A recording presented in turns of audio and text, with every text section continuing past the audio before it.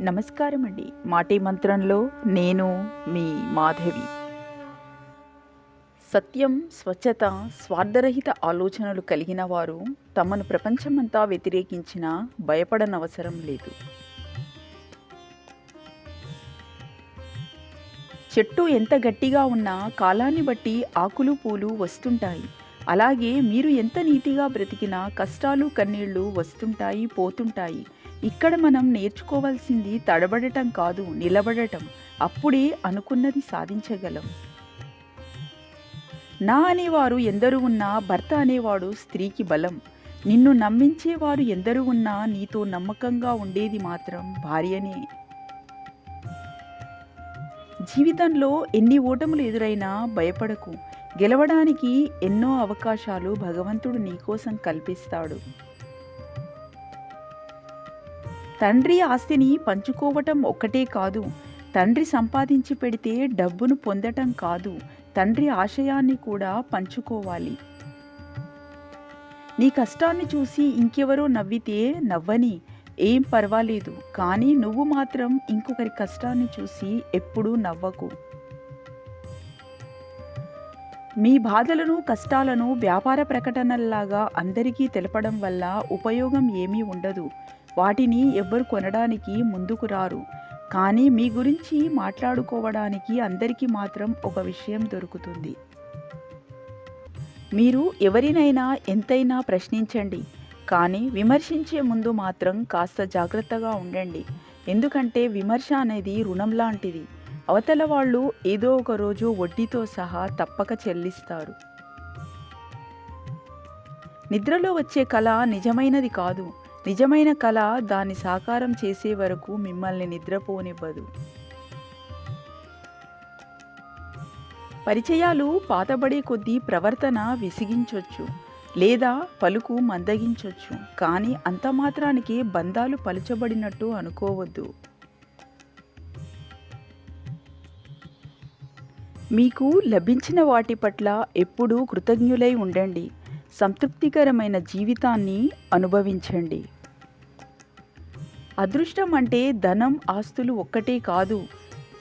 చేతి నిండా పని, కడుపు నిండా తిండి, కంటి నిండా నిద్ర, కష్టసుఖాలను పంచుకోగలే సన్నిహితులను కూడా కలిగి ఉండటమే నిజమైన అదృష్టం. నమ్మినవారు మోసం చేశారని అందరి మీద నమ్మకం కోల్పోకండి. బొగ్గు వలన చేతికి మసి అంటిందని వజ్రం దొరికితే వదులుకోలేం కదా. ప్రవర్తన అనేది తెలుపు కాగితం లాంటిది. ఒకసారి దానిపై మరక పడితే మళ్ళీ తెలుపు కావడం చాలా కష్టం. మనస్సు చెప్పినట్టు మనం వినడం కాదు, మనం చెప్పినట్టు మనసు వినేలా చేసుకోవాలి. ప్రతి బాధకు ఒక సంతోషం ఉంటుంది. ప్రతి తప్పును సరిదిద్దుకునే ఒక అవకాశం ఉంటుంది. జీవితంలో జరిగే ప్రతి సంఘటనకి కాలమే సమాధానం చెబుతుంది. మనం లేదు అనుకుంటే ఏదీ ఉండదు, ఉంది అనుకుంటే లేనిది కూడా మనతోనే ఉంటుంది.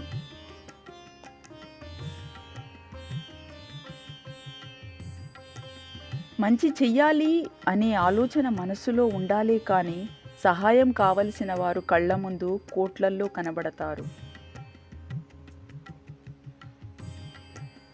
గెలుపంటే ఆస్తులు, అంతస్తులు కూడబెట్టడం ఒక్కటే కాదు, మనుషుల మనసులను కూడా గెలుచుకోవడం. మనమంటే ఇష్టం లేదు అని ఎవ్వరూ ప్రత్యేకంగా చెప్పరు. వారి ప్రవర్తన బట్టి మనమే అర్థం చేసుకోవాలి. కష్టమైనా నష్టమైనా మనమే దూరం అవ్వాలి. విలువలేని చోట బాధపడుతూ ఉండటం కంటే కష్టం అయినా వదిలేసి ఉండటం మంచిది. తూటా కంటే శక్తివంతమైనది మాట. ఒక్క మాటతో సంబంధం తెంచుకోవచ్చు, ఒకే మాటతో లేని బంధాన్ని పంచుకోవచ్చు. జీవితం అనుకుంటే పోయేది కాదు, రాసుకుంటే వచ్చేది కాదు. రంగస్థలంలో నీవు, నేను అందరం పాత్రధారులు మాత్రమే. రాసేవాడు పైన ఉన్నాడు, నటించేవాళ్ళు మనతో ఉన్నారు. కాలి కింద ఉంది కదా అని ధూళిని చులకనగా చూస్తే కంటిలో పడినప్పుడే తెలుస్తుంది దాని యొక్క సత్తా ఏమిటో. ఒకరి నీడలో ఎదగాలి అనుకోకు. కష్టమైనా సరే సొంతంగా ఎదగడం అలవాటు చేసుకో. ఒక్కటి గుర్తుపెట్టుకో, నీడలో మొక్కలే ఎదగలేవు. మనుషులం మనం ఎదగగలమా? కొన్నిసార్లు నీకు నువ్వే భుజం తట్టుకోవాలి. ఎందుకంటే ఈ లోకంలో తట్టేవారి కంటే నెట్టేవారే ఎక్కువ. కోపంగా మాట్లాడే వాళ్ళను నమ్మొచ్చు, కానీ మనసులో ఏదో పెట్టుకొని నవ్వుతూ నటించే వాళ్ళను మాత్రం ఎప్పటికీ నమ్మకూడదు. మౌనాన్ని మించిన సమాధానం, ధైర్యాన్ని మించిన ఆయుధం, సహనాన్ని మించిన గుణం లేదు. చావడానికి ఒక్క క్షణం ధైర్యం ఉంటే చాలు, కానీ బ్రతకడానికి అదే జీవితాంతం కావాలి. నిజమైన మరణం అంటే ప్రాణం కోల్పోవడం కాదు, ధైర్యం కోల్పోవడం. మీ అమూల్యమైన సమయాన్ని కేటాయించి ఈ వీడియోను చూసినందుకు ధన్యవాదములు.